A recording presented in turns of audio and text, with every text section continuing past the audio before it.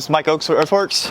Of course, out here on another hardscape project. Got the paver guys out here with us today. We got a lot going on, so have a lot of wall block. So unfortunately, we had to do everything by hand in this backyard. Very tight access, very little access because of how tight the houses are.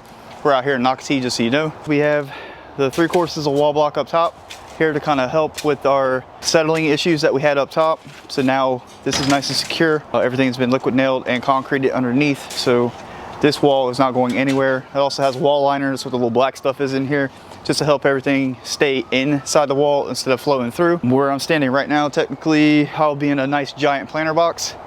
And then over there where the paver guys are, that's also a nice big old planter box. The reasons why we're doing this is, first off, elevation changes in this yard are crazy. So up here, we're like 10 feet from the bottom of their yard to the top of their yard.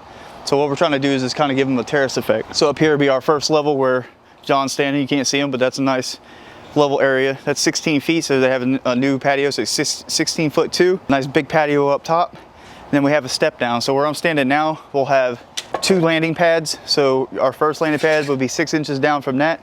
6 inches, because that's a comfortable step for us humans. You know, it's just kind of so you're not going to be tripping.